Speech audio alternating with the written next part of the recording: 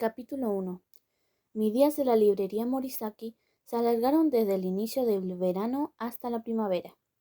Vivía inmersa en los libros en una habitación de la primera planta, en un ambiente sombrío, húmedo e impregnado por el olor a moho típico del papel viejo. Sin embargo, el recuerdo de aquellos días ya formaba parte de mí, porque fue justo ahí donde mi vida, mi verdadera vida, empezó. Sin esa experiencia, todo hubiera sido insustancial, banal, insulso. Un lugar importante, inolvidable. Eso es para mí la librería Morisaki. Los recuerdos de aquellos días permanecen vívidos, listos para surgir de los recovecos de la memoria. Todo empezó con un jarro de agua fría, una situación que, hasta aquel momento, me parecía más inverosímil que una lluvia de ranas. Un día, Hideaki, con quien llevaba casi un año, me dijo de imprevisto: me caso. De primeras, un interrogante se materializó sobre mi cabeza. Lo habría entendido de haber dicho casémonos. Quiero casarme. También habría tenido sentido. Pero ¿me caso? Era indudablemente extraño. El matrimonio es un juramento que presupone un acuerdo recíproco, por lo que la frase que acababa de formular era de todo salvo apropiada. Por no hablar del tono desenfadado con el que la pronunció, que podría haber servido para una ocurrencia como encontrar una moneda de 100 yenes en el suelo. Era un viernes de mitad de junio. Al salir del trabajo, nos quedamos a cenar en un restaurante italiano en Shinjuku. Estaba en el último piso de un hotel y nos gustaba mucho a ambos porque tenía una vista preciosa de la ciudad iluminada. Hideaki y yo trabajamos en la misma empresa, él 3 años antes que yo, y siempre había tenido una debilidad por él desde que me contrataron. Cuando me acercaba, sentía que mi corazón saltaba como en un trampolín de arriba abajo. De hecho, esa noche, la primera que pasábamos juntos después de tanto tiempo, estaba de buen humor y el vino tampoco estaba tan mal. Pero todo lo que logré contestar al escuchar sus palabras fue un ¿qué? Quizás no lo había escuchado bien. Él, como si fuera una tontería, repitió: me caso el año que viene. ¿Y con quién? Con mi novia. ¿Cómo? Me pregunté intentando encajar el golpe. ¿Tu novia? Balbuceé. Él, impasible, me nombró a una colega de otra oficina. La habían contratado al mismo tiempo que a mí, pero era mucho más agradable. Solo con verla ya te daban ganas de abrazarla.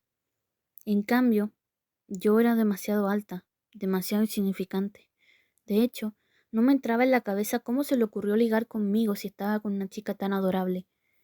Me explicó que llevaban juntos 2 años y medio, por lo tanto, más que nosotros. Obviamente yo no lo sabía, no me había imaginado para nada, ni de lejos. En el trabajo no se lo habíamos contado a nadie, pero pensaba que solo era una forma de evitar líos con los colegas.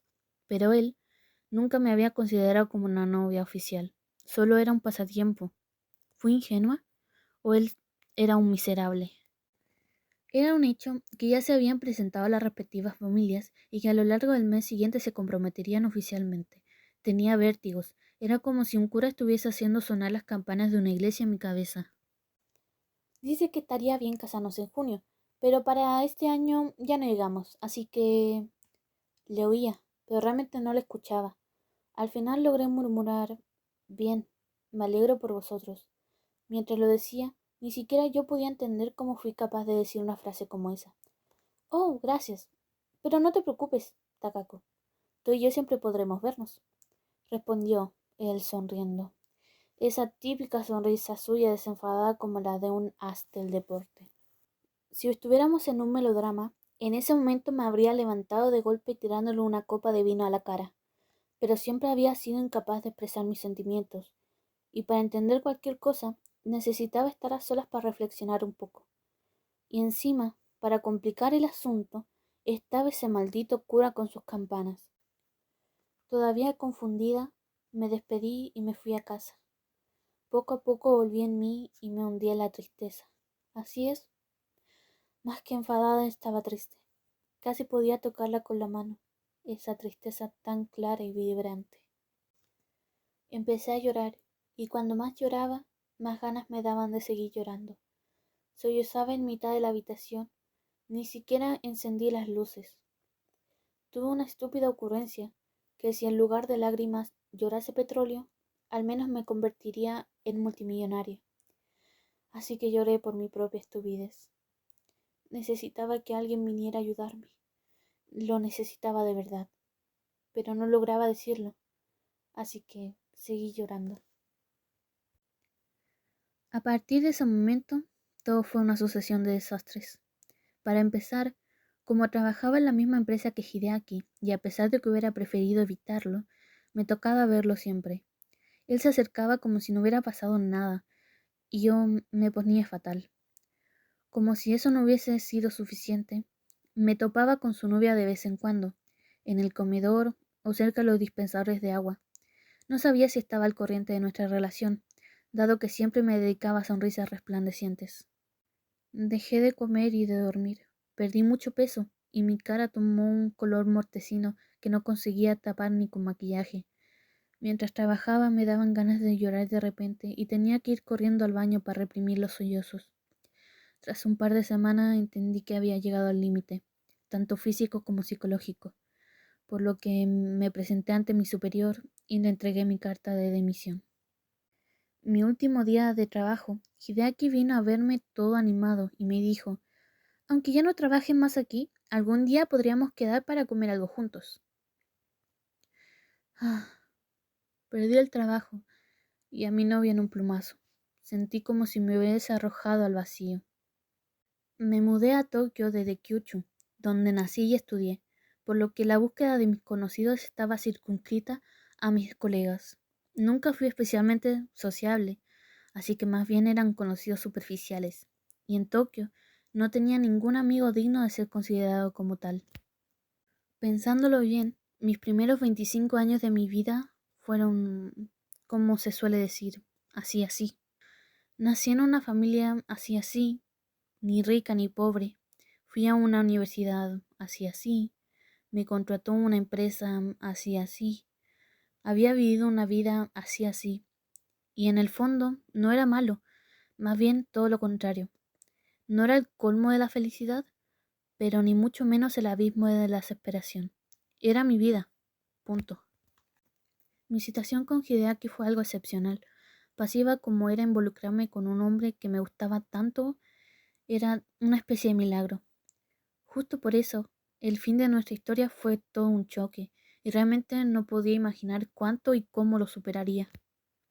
Al final, adopté la estrategia del sueño a ultranza.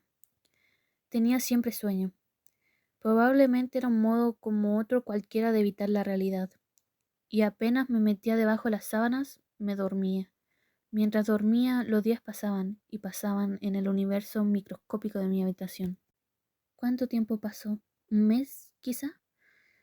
Una tarde me desperté y vi que mi teléfono se iluminaba allí donde lo había abandonado. Tenía un mensaje en el contestador. No conocía el número que aparecía en la pantalla, pero decidí escuchar el mensaje igualmente. Una voz intensa rompió el silencio. Takako-chan, ¿cómo te va? Soy yo, Satoru. Te hablo de la librería. Llámame luego, cuando puedas. Entra un cliente. Hasta pronto. Incliné mi cabeza. ¿Satoru? ¿Quién podía ser? Me había llamado Takako-chan, así que no era un error. ¿Y de qué librería hablaba? ¿Una librería? Seguí dándole vueltas hasta que lo entendí. Era Satoru, mi tío Satoru. La verdad es que mi madre me habló hace bastante tiempo de una librería en Jimbocho, que mi tía había heredado del abuelo. La última vez que nos vimos se remontaba a mis últimos días de instituto. Entre unas cosas y otras, no nos habíamos visto desde hace casi 10 años, pero indudablemente era su voz. Tuve un mal presentimiento. Tenía que ser un plan de mi madre. Solo ella sabía que me había perdido el trabajo y el novio. Seguramente estaba preocupada y le había dicho a mi tío Satoru que me llamase. Vamos, nada urgente. A decir verdad, no estaba muy en sintonía con mi tío Satoru. Era un hombre bastante extraño, algo chalado y completamente indiferente a lo que la gente pensase de él. A veces era hasta arrogante y tenía algo excéntrico que me molestaba. De pequeña apreciaba mucho su forma de ser, y siempre que acompañaba a mi madre a visitar a sus parientes de Tokio, iba corriendo a jugar con él. Sin embargo, durante la adolescencia, Sus rarezas empezaron a resultarme insoportables, así que empecé a evitarle. Además, justo en esa época, mi tío se casó de imprevisto sin tener ni siquiera un trabajo estable, lo que provocó un gran jaleo en la familia. Por eso no se me ocurrió hacerle una visita cuando me mudé a Tokio. Prefería que se quedase como estaba, como un extraño. Al siguiente día de haber recibido el mensaje, le devolví la llamada a regañadientes. Pensaba que si no lo hacía, desencadenaría la cólera de ese demonio conocido como mi madre.